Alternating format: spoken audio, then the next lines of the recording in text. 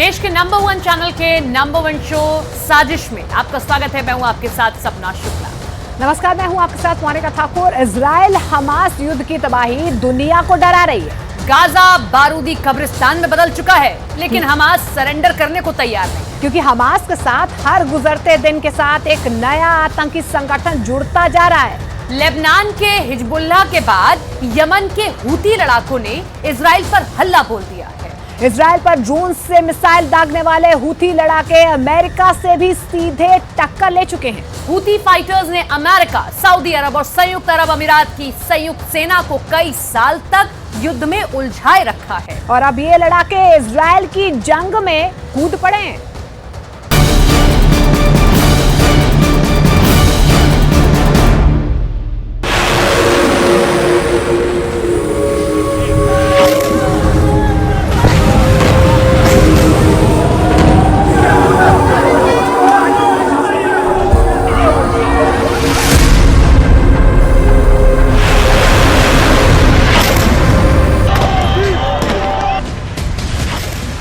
पंद्रह दिनों से इजराइल ने गाजा के अंदर 5000 से ज्यादा एयर रेड करके गाजा को कब्रिस्तान में बदल दिया है। लेकिन अब अचानक कुछ ऐसा हो गया है जिसकी कल्पना नेतन्याहू ने नहीं की थी। इजराइल के सामने सफल शासक माने जाने वाले गोल्ड मान्यार को भी ऐसी अभूतपूर्व परिस्थितियां नहीं झेलनी पड़ी थी। 6 डे वॉर में गोल्डा मायर ने 8 अरब देशों से अकेले जंग लड़ी थी, लेकिन इसमें यमन शामिल नहीं था। हालांकि अब वो जंग होने जा रही है, उसमें यमन भी कूद पड़ा है।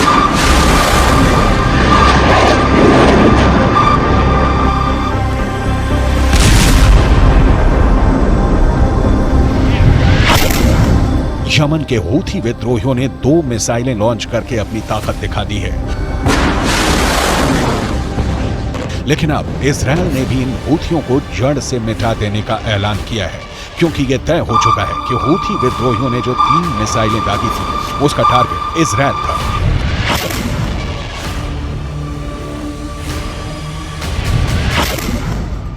जिसके बाद से इजराइल डिफेंस फोर्सेस ने यमन में हूथी रेबल्स के अड्डों को तबाह करने की सीधी चेतावनी दे डाली है।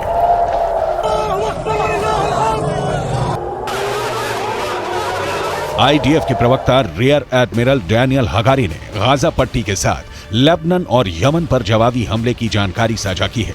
गुरुवार को 19 अक्टूबर को ही अमेरिकी नौसेना के एक जहाज ने यमन से इजराइल की ओर लॉन्च की गई मिसाइलों और ड्रोनों को रोक दिया था।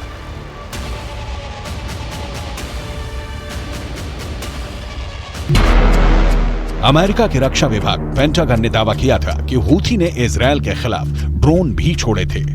मतलब इजराइल का एक और पुराना दुश्मन जंग के मैदान में है। हमास की तरह इजराइल के इस दुश्मन को ईरान ने ही खड़ा किया है। ईरान से ही हमास और हूथी को खाद्य पानी मिलता है। We cannot say for certain what these missiles and drones were targeting, but they were launched from Yemen, heading north along the Red Sea, potentially towards targets in Israel. Our defensive response was one that we would have taken for any similar threat in the region, where we're able to do so against our interest personnel and our partners. Israel पर हमले के साथ ही खाड़ी में मौजूद अमेरिकी सैन्य अड्डों को भी मिसाइल और ड्रोन से दहलाना शुरू कर दिया गया है। इराक में अमेरिकी बेस ऐन अल असद पर रॉकेट और ड्रोन दागे गए। इस बारूदी अटैक की गूंज इराक में काफी दूर तक सुनी गई। इस हमले के बाद इराक की सेना ने सैन्य अड्डे के आसपास के इलाके को बंद कर तलाशी अभियान चलाया। मीडिया रिपोर्ट्स में अमेरिकी अधिकारी के हवाले से हमले में 2 रॉकेट के इस्तेमाल की पुष्टि भी हुई है। यानी इजराइल के साथ अब अमेरिका पर हमले शुरू हो चुके हैं। जिन 3 खूंखार संगठनों से इजराइल को एक साथ भिड़ना पड़ेगा, इन तीनों संगठनों के टॉप कमांडरों के चेहरे भी देख लीजिए।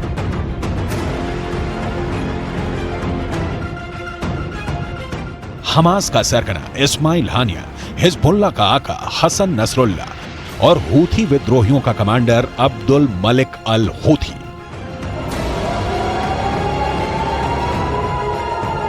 गाजा का चप्पा चप्पा दहल रहा है। गाजा की गलियां बारूद से सनी हुई हैं।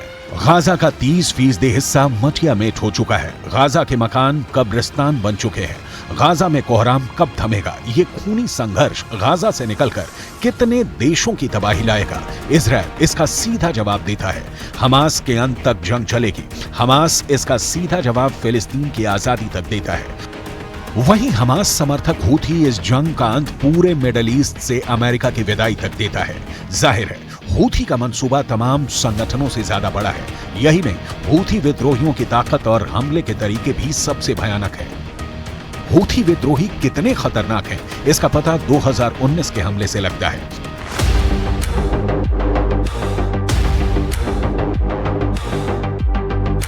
सितंबर 2019 में हूथी विद्रोहियों ने सऊदी अरब की तेल कंपनी अरामको को ड्रोन हमलों से दहलाया था।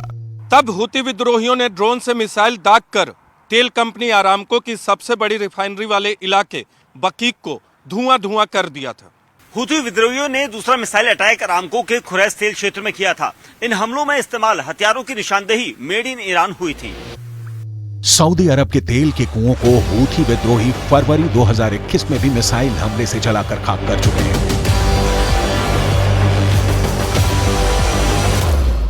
इतना ही नहीं, हूथी विद्रोहियों ने सऊदी अरब, संयुक्त अरब अमीरात और अमेरिका की संयुक्त सेना से लंबे अरसे तक जंग भी लड़ी है। सीएनएन की एक रिपोर्ट बताती है कि हूथी विद्रोहियों को बहुत सारे हथियार तस्करी के जरिए मिलते हैं, लेकिन हूथी विद्रोहियों की असल ताकत ईरान है। मतलब यमन के बड़े हिस्से पर कब्जा जमा कर बैठे हूथी विद्रोहियों के पास गोला बारूद की कोई कमी नहीं है। हूथी विद्रोहियों के हक में एक बात और है, वो ये कि अब संयुक्त अरब अमीरात से इस संगठन की कोई दुश्मनी भी नहीं है।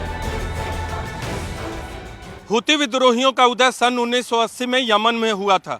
हूथी विद्रोही यमन के उत्तर में बसे शिया मुसलमानों का सबसे बड़ा संगठन है।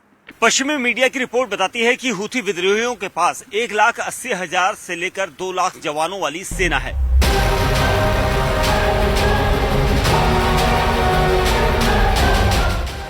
हूथी सेना के ये जवान टैंक चलाने, एंटी टैंक गाइडेड मिसाइल चलाने, लंबी दूरी की बैलिस्टिक मिसाइल चलाने से लेकर हर तरह के आधुनिक हथियार चलाने में माहिर हैं। दरअसल ईरान शिया बहुल देश है और हूथी मुस्लिम भी इसी समुदाय से आते हैं।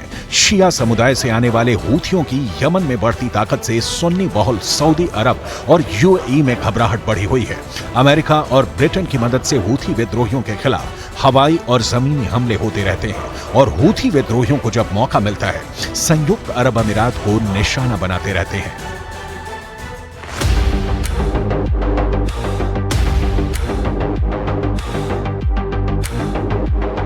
इसका असर यह हुआ है कि यमन अब युद्ध का मैदान बन चुका है। सऊदी अरब, यूएई की सेनाओं का सीधा मुकाबला हूथी विद्रोहियों से है। हूथी 1980 के दशक से एक्टिव है। सैकड़ों मार चुके हैं, सैकड़ों हूथी विद्रोहियों की जान जा चुकी है। यमन कतरा कतरा तबाह और बर्बाद हो चुका है। लेकिन अब भी इन्हें अपनी नहीं, हमास की पड़ी है। अपने शीशे के घर से हूथी विद्रोही इजरायल के घर पर पत्थर मार रहे हैं और यहां तो इजरायल पहुंचने से पहले किसी को भी भूमध्य सागर में परमाणु ताकत से lace 2 aircraft carrier Gerald Ford और आइजनहावर के हमले से गुजरना होगा। लाल सागर में यमन से आए मिसाइलों को भी अमेरिकी युद्धपोत यूएसएस कॉर्नी ने ही इंटरसेप्ट और ध्वस्त किया। युद्धपोत यूएसएस कॉर्नी एक डिस्ट्रॉयर है। इसका इस्तेमाल हवाई हमले रोकने और पानी और जमीन पर हमले के लिए होता है।